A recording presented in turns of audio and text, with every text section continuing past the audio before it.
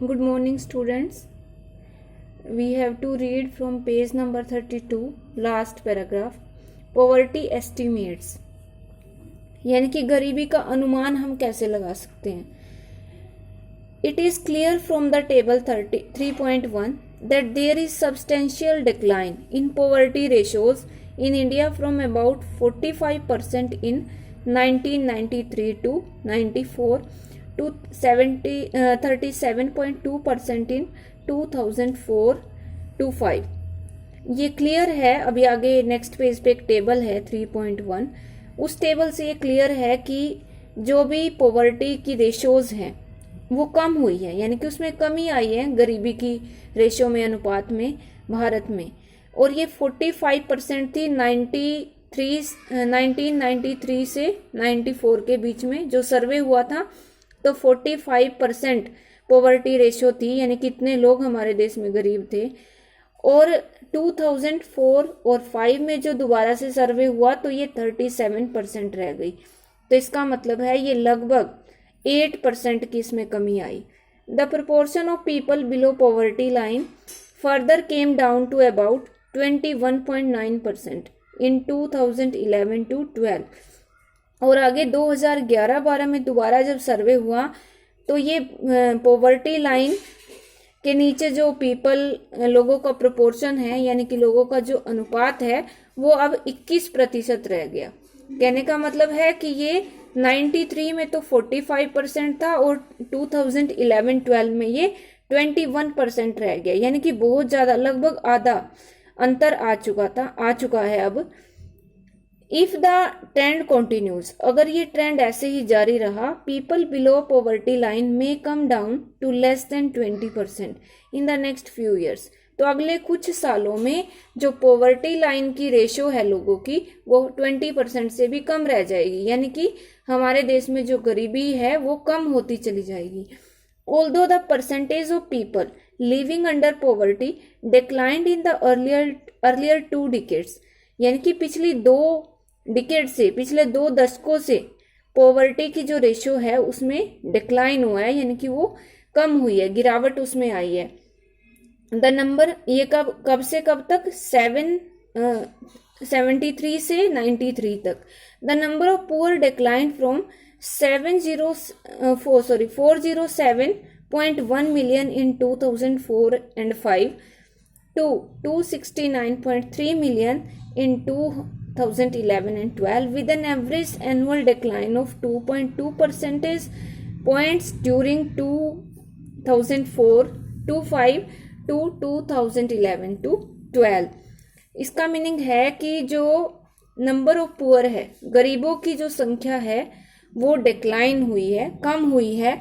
वो 40 करोड़ 2004 और 5 में, उससे 26 यानी कि 26 करोड़ रह गई 2011 और 12 में. और इसमें जो एनुअल डिक्लाइन हुआ, यानी कि जो गिरावट आई वार्षिक 1 साल की, वो 2.2 परसेंटेज पॉइंट्स की रही 2004 से लेके 2011-12 तक. You can see table 3.1. In the year 1993 to 94 rural area property ratio जो थी वो 50% थी और अर्बन पॉवर्टी रेशो 31%, जो कि 2011-12 में 25% रूरल रह गई और पॉवर्टी रेशो जो थी अर्बन में वो 13% रह गई.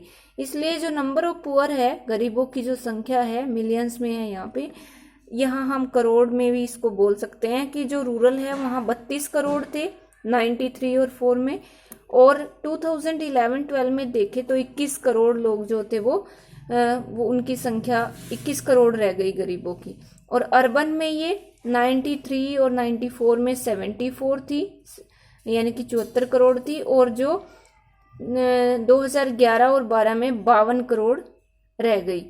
तो यहाँ पे बहुत बड़ी एक डिक्लाइन हुई है, गिरावट आई है. नेक्स्ट इज वल्नरेबल ग्रुप्स, यानी कि वो ग्रुप जो अपने आप को असुरक्षित मानते हैं या पॉवर्टी लाइन से नीचे हैं. The proportion of people below poverty line is also not same for all social groups and economic categories in India.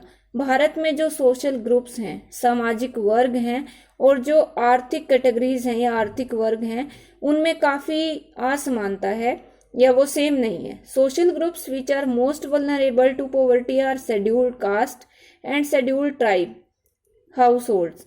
सबसे ज्यादा जो सोशल ग्रुप यानी कि सामाजिक वर्ग या सामाजिक समूह जो अपने आप को वल्नरेबल मानते हैं, जो अपने आप को असुरक्षित समझते हैं गरीबी को लेकर, उनमें है एक तो एससी कास्ट जो होती हैं और एक एसटी जो जनजातियां होती हैं। तो ये फैमिली ज्यादा अपने आप को असुरक्षित महसूस करती हैं। Similarly among the economic groups, यहाँ पे दो अलग अलग ग्रुप बोले गए हैं, एक तो सोशल ग्रुप, एक इकोनॉमिक ग्रुप। तो जो सोशल ग्रुप है उसमें हमने एसटी और एससी के बारे में पढ़ रहे हैं, और जो इकोनॉमिक ग्रुप है उसमें है the most vulnerable groups are the rural agricultural labour household. इन आर्थिक समूहों में शामिल है एक तो ग्रामीण एरिया में जो कृषि मजदूर हैं वो परिवार, and the urban casual labour house hold, और शहर में जो सामान्य मजदूरी करते हैं वो परिवार इसमें शामिल हैं। तो ये दो ग्रुप हैं, एक सोशल एक इकोनॉमिक। तो इकोनॉमिक में एक तो कृषि मजदूर, एक शहरों में काम करने वाले जो कैजुअल लेबर हैं या जो श्रमिक हैं। The following graph 3.1 shows the percentage of poor people in all these groups. इन सारे ग्रुप्स में यानी कि इकोनॉमिक में भी और सोशल ग्रुप में भी जो 3.1 एक ग्राफ जो शो किया गया है उसमें ये गरीब लोगों की परसेंटेज को दिखाता है। Although the average for people below poverty line for all groups in India is 48 out of 100. People belonging to scheduled tribe in rural areas are not able to meet their basic needs. जो average है लोगों की, average for people poverty line से नीचे, गरीबी रेखा से नीचे जो लोगों की एवरेज है भारत में सभी ग्रुप्स के लिए वो है 30 और 48 आउट ऑफ 100।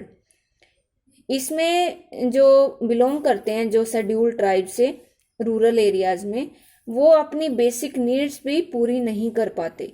सिमिलरली उसी तरीके से 47% of casual workers in urban, शहरों में जो श्रमिक होते हैं 47% उनमें से ऐसे हैं आर बिलो पॉवर्टी लाइन, जो गरीबी रेखा से नीचे हैं।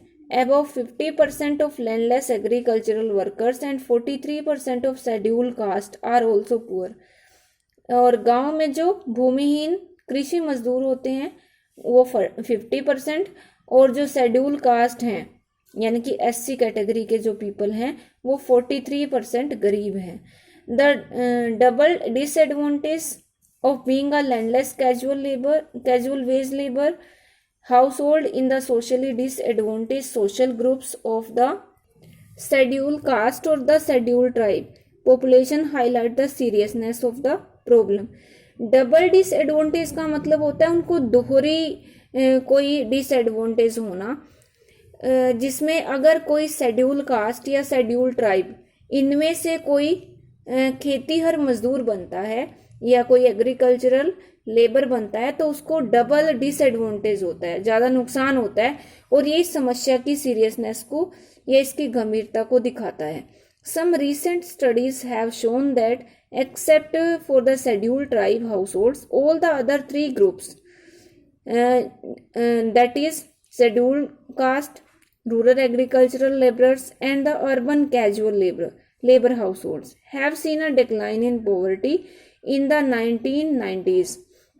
सिर्फ एक कास्ट को छोड़ के जो कि है शेड्यूल्ड ट्राइब जिसको एसटी कहते हैं, जो जनजातियां होती हैं, उनको छोड़ के बाकी जो 3 ग्रुप हैं जैसे कि शेड्यूल कास्ट हो गया एससी, या जो गांव में खेतीहर मजदूर होते हैं लैंडलेस, या फिर शहरों में श्रमिक होते हैं, इन तीनों ग्रुप में जो पॉवर्टी लाइन है वो डिक्लाइन हुई है, यानी कि गरीबी रेखा जो है उसमें सुधार हुआ है, वो गरीबी जो है वो कम हुई है, और ये 1990 के दशक की है।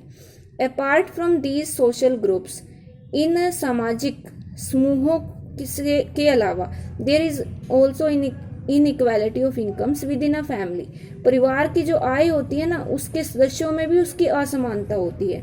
In poor families all suffer, गरीब परिवारों में सभी पीड़ित होते हैं, but some suffer more than others, पर कुछ ऐसे लोग होते हैं जो दूसरों से ज्यादा पीड़ित होते हैं। Women, elderly people and female infants are systematically denied equal access to resources available to the family.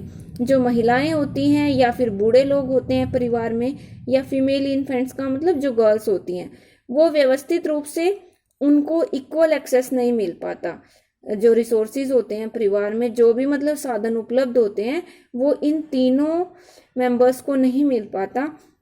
Therefore women, children, especially the girl child and old people are the poorest of the poor। इस तरीके से हम ये कह सकते हैं कि महिलाएं, बच्चे, खासकर जो गर्ल चाइल्ड है और जो ओल्ड पीपल हैं यानी कि बूढ़े लोग हैं जो परिवार में, वो बाकी सब गरीबों से भी गरीब हैं। इसका एग्जाम्पल हम इससे ले सकते हैं। यहाँ पे एक पिक्चर दी हुई है, ये एक फैमिली पिक्चर है। यहाँ पे लिखा हुआ है I could not get enough money even in town, कि मैं एक छोटे शहर में भी ज़्यादा पैसा नहीं कमा सकता या प्राप्त नहीं कर सकता। How will I send my son to school, तो मैं अपने सन को मैं स्कूल में कैसे भेजूंगा with such an irregular income, अपनी इस अनियमित इनकम या आय के साथ। यानी कि वो सिर्फ यहाँ सन की बात कर रहा है। यहाँ पे हम देख सकते हैं जो गर्ल चाइल्ड है वो घर पे ही हैं और कुछ हाउस होल्ड वर्क्स कर रही हैं, और जो फादर हैं वो अपने बेटे के बारे में सोच रहे हैं कि मैं अपने बेटे को स्कूल में कैसे पढ़ाऊंगा। तो हम इस पिक्चर से ये एक एग्जाम्पल हमें यहाँ से मिल सकता है कि जो महिलाएं हैं या जो गर्ल्स हैं, बेटियां हैं परिवार की, या जो ओल्ड लेडी या फिर ओल्ड जो भी मतलब मेंबर हैं घर में, तो वो उनको परिवार की जो आमदनी है, इनकम है, उसमें ज़्यादा एक्सेस नहीं मिल पाता।